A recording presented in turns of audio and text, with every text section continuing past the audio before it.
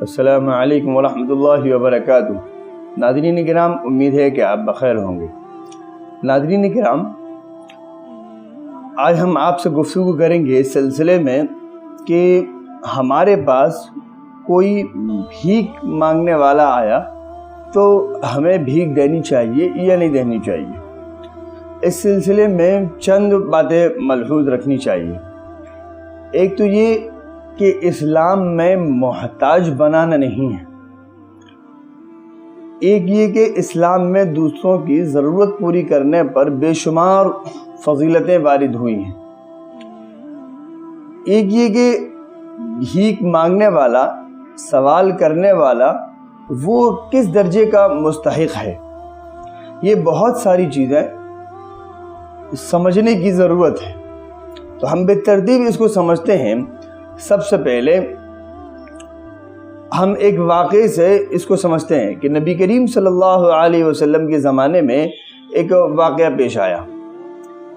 ایک صحابی رضی اللہ تعالی عنہ وہ اللہ کے رسول صلی اللہ علیہ وسلم کے پاس آتے ہیں اور فرماتے ہیں کہ اللہ کے رسول، میرے گھر پہ کچھ بھی نہیں ہے، فاقے گزر رہے ہیں،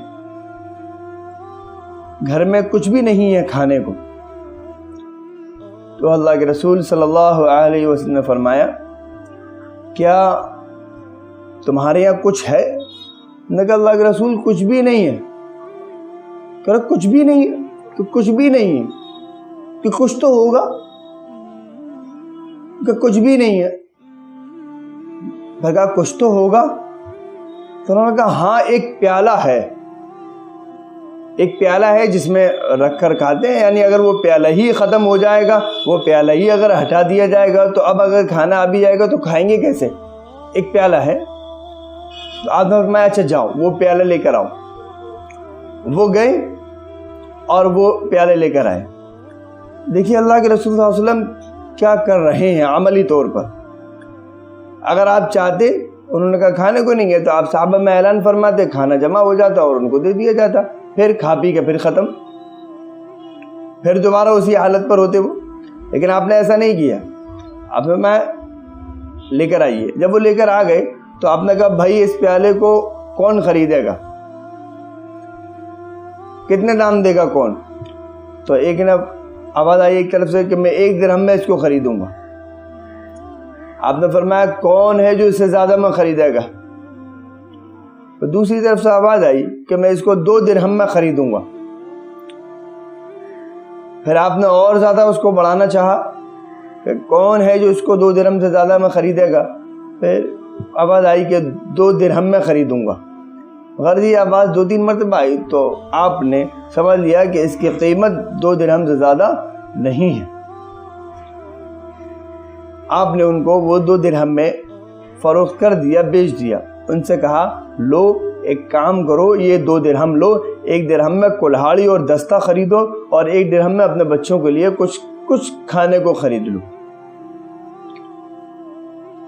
وہ گئے، انہوں نے 1 درہم میں بچوں کے لیے، اہل خانہ کے لیے، گھر والوں کے لیے کچھ کھانے کو لیا اور 1 درہم میں کلہاڑی اور دستہ لیا۔ آپ نے فرمایا کلہاڑی اور دستہ لے کر یہاں آنا۔ دیکھو ایک ہوتا ہے کسی کو مشورہ دے دینا کہ یہ کر لو، یہ کر لو، یہ کر لو، یہ کر لو، بس آدمی ہمت نہیں کر پاتا بسا اوقات کرنے کے لیے۔ تو ایک تو اس کو مشورہ دینا اور مشورے کو لے کر چلنا، اس پر عمل کروانا، یہ بڑوں کے لیے انتہائی ضروری ہے۔ صرف مشورہ دے دینا کہ یہ کر لو، یہ کر لو، یہ کر لو، کسی نے اپنی پریشانی بتائی تو کبھی کبھی وہ اس پر ہمت نہیں کر پاتا کہ یہ کر سکیں، کہ ہم یہ کر لیں۔ آپ اس کا ساتھ دیں گے تو وہ یہ کر سکے گا۔ غرض وہ اپنے گھر والوں کے لیے کچھ لے کر گئے بقدر ضرورت۔ یہ بھی ذہن میں رہنا چاہیے کہ دیکھو اس وقت وہ بقدر ضرورت لے کر گئے، ایسا نہیں کہ پیزا یا برگر لے کر چلے گئے یا کچھ اور بازار کی چیز لے کر چلے گئے، ایسا نہیں۔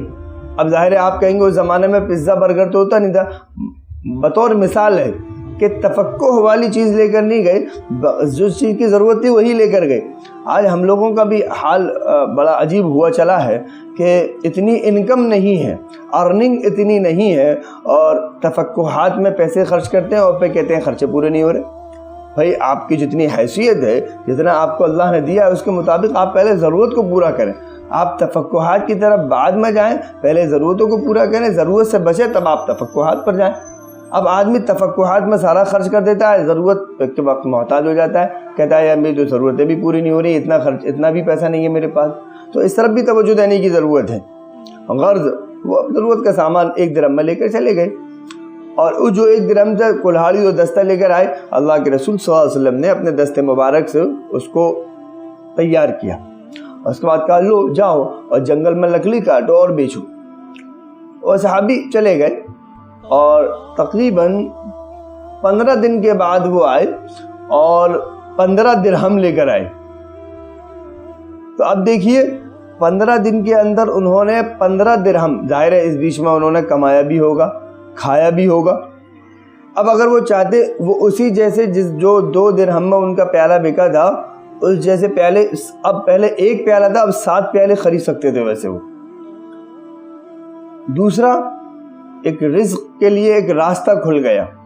تو اس لیے اس واقعے سے ہمیں یہ معلوم ہوتا ہے کہ ہم ضرورت مند کو دیں، لیکن کوشش یہ کریں کہ اس کو محتاج نہ بنائیں، بلکہ اس کو باروزگار بنائیں، اس کو اچھا مشورہ دیں اور اس پر ساتھ میں عمل کروائیں، اس کا ساتھ دیں تاکہ وہ اس پر ہمت کر سکے اور وہ مستقل اپنے اہل خانہ کی پرورش کر سکے اور ان کے لیے کھانے کا پینے کا نظم کر سکے۔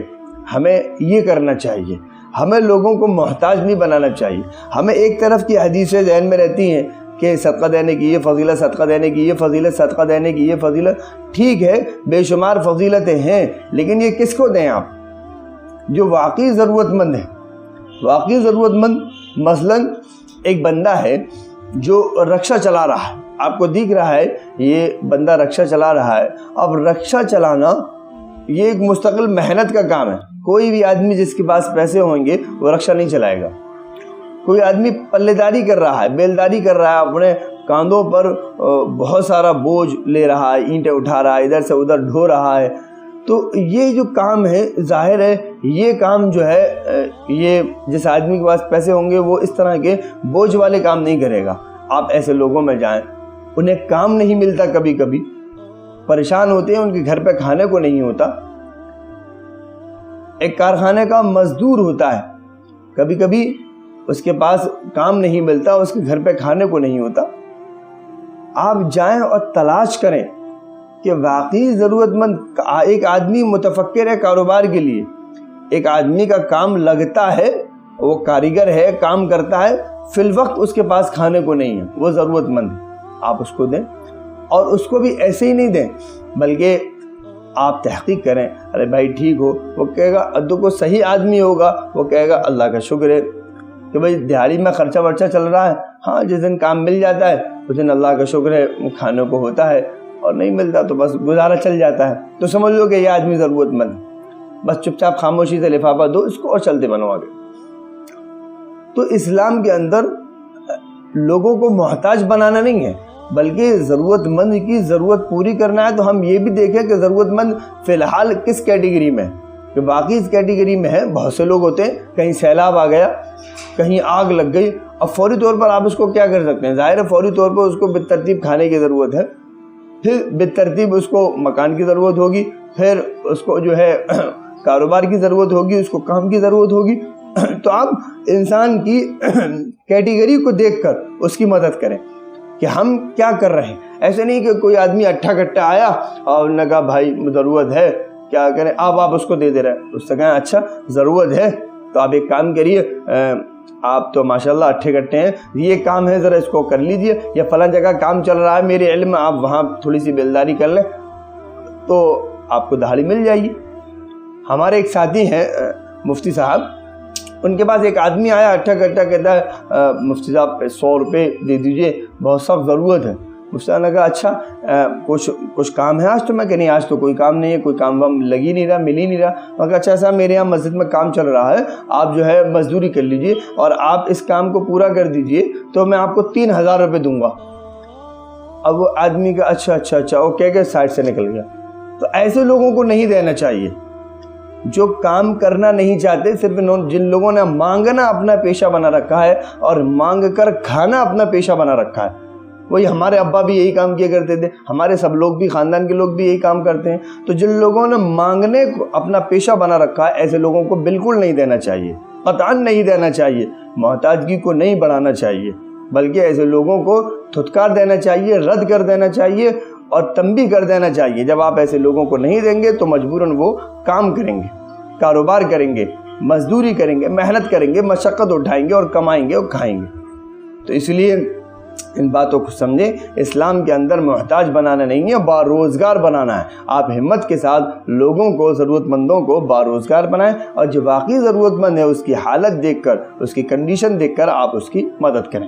ہمیں امید ہے کہ ہماری یہ بات آپ کی سمجھ میں آئی گئی ہوگی۔ صدقہ جاریہ سمجھ کر اس کو آگے بھیجیں اور ہمارے چینل کو سبسکرائب کریں تاکہ دینی معلومات آپ تک پہنچتی رہے۔